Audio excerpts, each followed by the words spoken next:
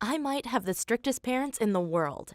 After each exam, they call up my teachers and ask who got the highest marks in my class. If it isn't me, I get punished. Badly. Last time, they made me build a small wooden cabin in our backyard. Then I had to live in it for 1 week. It wasn't too bad because I still had a mattress, but I often woke up at night because some insect had crawled into my pants. And their punishment worked. I studied harder than ever before, but there was one problem. We had this genius kid in our class. His name was Logan, and despite never paying attention, he still got 100 out of 100 points in each math exam. But he was also using cheat sheets. So during the exam, I stood up and said, "Logan is cheating again. Please check his pencil case." The teacher found the cheat sheet and said, "Logan, you will get an F." And of course he was pissed. He started picking on me nonstop. I wasn't bothered though. I still had my best friend Maya to support me. But then Logan invited her on a date and became her boyfriend soon after. It was so obvious that Logan was only using her to take revenge on me. But it gets worse. Maya broke off all contact with me, and 1 week later, my teachers found out that I had plagiarized some of my previous Spanish essays from the internet. Maya was the only one who knew about it, so she must have told them. As a consequence, I got a C instead of an A on my report card in Spanish. When my parents saw it, they completely freaked out and forced me to study nonstop during the summer break. It was pure torture, and when I got back to school, all I could think of was taking revenge on my ex-best friend Maya. So when she got the flu and didn't come to school, I went over to Logan and said, "Hey, I know how much you hate me, but could you please help me with the math problem? If I don't solve it, my parents will punish me terribly." I shamefully looked down, but Logan seemed empathetic and said, "Well, okay, I'm gonna help you." After we finished, I said, "My parents are looking for a tutor for me, and you're the smartest guy I know. They would pay you $25 per hour if you're interested." "What? $25 per hour? Of course I'm interested." "But you would have to come teach me at my home." "Sure, no problem. But what about your girlfriend Maya?" "Oh, she will understand." Of course, Maya didn't understand. She tried everything to keep Logan from visiting me, but he needed the money to support his family and kept coming.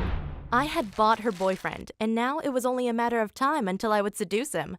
At first, I tried old-school flirting, smiling and touching his knees, the usual. But he laughed it off and said, "You're really trying to steal me away from Maya, aren't you? I'm sorry to disappoint you, but I'll stay loyal." Meanwhile, Maya became more and more aggressive towards me. One time, she even put chewing gum into my hair during class. I didn't notice it right away, so I had to cut it out with scissors.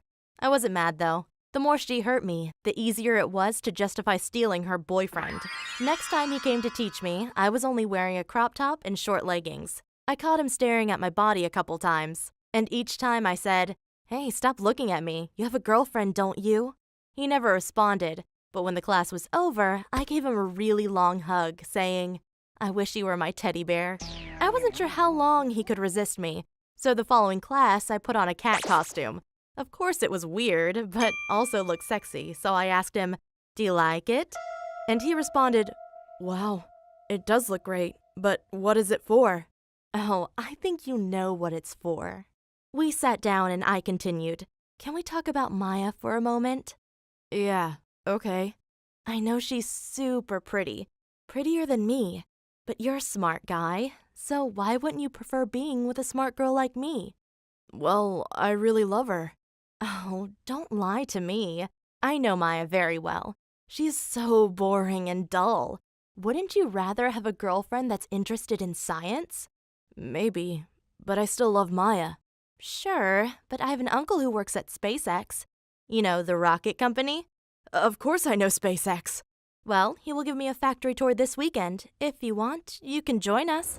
Logan was hesitant, but finally said, "Okay, but it needs to stay a secret. If Maya finds out about it, she wouldn't understand that this is a once-in-a-lifetime opportunity." Well, the SpaceX tour was great. We stood right next to a huge rocket, and Logan seemed so happy.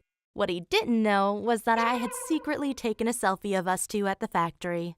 When the tour was over, I immediately sent it to Maya. She didn't respond, but when I got back to school, she had told everyone how I was trying to steal her boyfriend.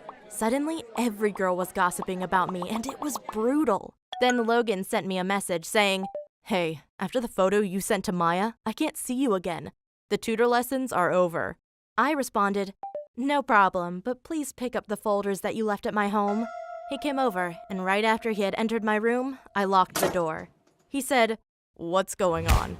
And that's when I hugged him, saying, I can't live without you. Please be my boyfriend, please. I will do anything for you. That's how much I like you. He didn't respond, so I went further and kissed him. I knew he wanted it as badly as I did, and finally he grabbed my neck to kiss me back. But then he stopped, saying, oh, damn it. What have I done? And I responded, don't worry. You followed your feelings. You prefer smarts over beauty. You prefer me over Maya.